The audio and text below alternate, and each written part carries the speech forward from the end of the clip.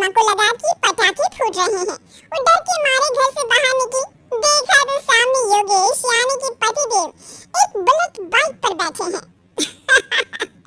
अरे डर गई क्या? बाइक लेकर आया हूँ तुम्हें घुमाने के लिए। सच में? मुझे लगा पटाखे फूट रहे हैं। अरे पटाखे भी फूटेंगे और मिठाई भी बचेगी। माँ को तो बुलाओ। माँ भी बाहर आ जाती है।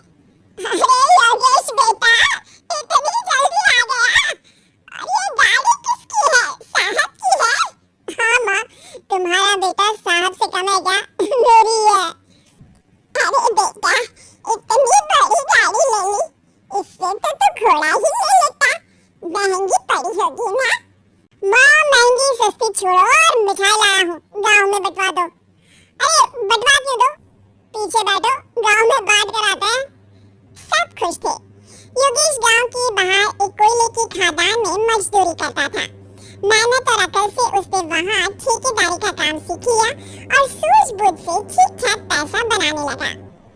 गांव में बात फैल गई कि योगेश के घर धमाका गाड़ी आई है। ऐसी गाड़ी पहले कभी किसी ने गांव में तो देखी नहीं थी। योगेश और माँ गाड़ी से वापस घर आ जाते हैं।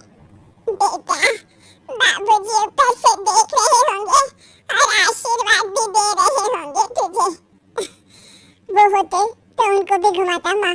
पूरे गांव में नाच नाच के मिठाई बांटने जाते, जैसे मैंने नाच नाच के बांटी थी जब वो अपने लिए एक साइकिल लेकर आए थे। बस बस, बाबूजी तो बात भी सुनाते कि फटफट वाली फटफटी ले आया। सीमा आगे कहती है, अपने लिए तो ये गाड़ी ले आए और मेरे लिए? अरे ये गाड़ी तुम्हारे लिए ही तो है। पक्का मेरे लिए है? अरे पक्का तुम्हारे लिए है। अगली सुबह जब योगेश सो रहा होता है तो उसे बाहर से गाड़ी की आवाज आती है। वो घबरा कर चिल्लाता है, चोर चोर, मेरी गाड़ी ले जा रहा है, चोर चोर। माँ भी जाती है और योगेश के साथ दरवाजे की तरफ भागती है। जैसे ही दोनों बाहर निकलते हैं तो देखते हैं कि सीमा गाड़ी चला रही है। अरे बहू, नाक कटवाओगी क्या? ये क्या कर रही हो? अरे गिर जाओगी, ये क्या कर रही हो तुम? सीमा गाड़ी को रोक कर कहती है, सारे गांव में घुमा लाई, कहीं नहीं गिरी। क्या? सारे गांव में घुमा लाई? अरे लोग क्या कहेंगे बहू? सोचा क्या एक बार? यही कहेंगे कि कितनी अच्छी गाड़ी है। अरे तुम्हारे बारे में। हाँ, कहेंगे ना कि देखो कितनी अच्छी गाड़ी पर बैठी है। बहू गाड़ी रखकर योगेश और सासू माँ के पास जाती है। तुमने कब गाड़ी चलाना सीखा? हमारे बाबूजी के पास पुरानी स्कूटर थी, सीखी। फिर स्कूल में एक मास्टर जी भी ऐसी गाड़ी लेकर आते थे, उन्होंने सिखा दी। स्कूल के मास्टर आजकल यही सबको सिखा रहे हैं। पढ़ाई का कुछ सिखाते तो कुछ भला होता। अरे बहू, अब गाड़ी मत चलाना। हमारे परिवार में कभी किसी औरत ने पीछे से आगे की सीट पे आने की हिम्मत नहीं की है।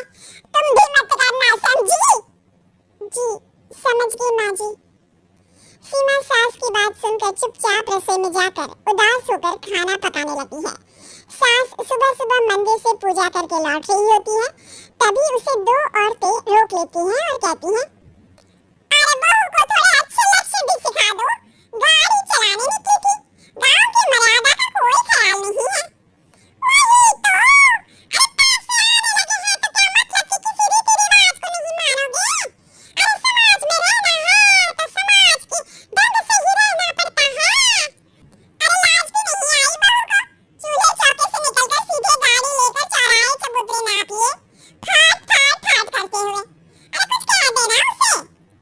अरे ये क्या कहेगी? बूढ़ी सास है, इनकी थोड़ी ना चलती होगी घर में। हाँ, बहू की ही चलती होगी, मर्जी भी और गाड़ी भी। सास सब सुनकर घर आती है और बहू को चिल्ला के बुलाती है, अरे नाक कटवा दी सबके सामने गाड़ी चलाकर। औरत जात गाड़ी नहीं चलाती। शहरों में तो 4 पहियों वाली गाड़ी भी चलाती है और हेलीकॉप्टर, हवाई जहाज भी। शहर में थोड़ी ना रहती हो मैडम साहिबा। आज के बाद गाड़ी से ही नहीं यूं भी निकलना बंद तुम्हारा घर से। माँ सही कह रही है, कहीं भी जाना हो तो मुझे बता देना, मैं लेके चलूंगा। आज माँ को तुम्हारे कारण कितनी बातें सुननी पड़ी। इतना कहते हुए योगेश वहां से चला जाता है। बारिश की वजह से कारखाने के रोड पर कीचड़ रहता है, इसीलिए योगेश गाड़ी घर रखकर जाता है और किसी से लिफ्ट लेकर कारखाने पहुंचता है ताकि नई गाड़ी गंदी ना हो। लेकिन शाम को इतनी तेज बारिश होती है कि उसे वापस आने का कोई साधन ही नहीं मिलता। बारिश बढ़ती जाती है, रात के 11 बज जाते हैं। रास्ते में एक नदी का ब्रिज है, अगर उस पर पानी आ गया तो योगेश कारखाने में ही फंस जाएगा। पूरी रात भूखे प्यासे बितानी पड़ेगी। घना अंधेरा, बिजली की कड़कड़ाहट और तेज बारिश। राजेश डर भी रहा था, ठंड से कांप भी रहा था। तभी उसे रोड से आती हुई एक रोशनी दिखती है। वो देखता है कि उसके सामने एक बाइक आकर खड़ी हुई है। वो ऊपर वाले को धन्यवाद देकर उस बाइक वाले आदमी की तरफ बढ़ता है, पर पास जाकर देखता है तो भूचक्का रह जाता है। सीमा, तुम यहाँ इतनी बारिश में गाड़ी पर? पहले बैठो तो, नदी ब्रिज पे आ जाएगी तो जाना मुश्किल हो जाएगा। योगेश गाड़ी के पीछे बैठता है। सीमा गाड़ी चला रही है। मैंने तो तुमको पहचाना ही नहीं। गाड़ी की आवाज तो पहचानी होगी ना? अरे पर मुझे नहीं पता था कि तुम आओगी। अच्छा क्या कि तुम आ गई।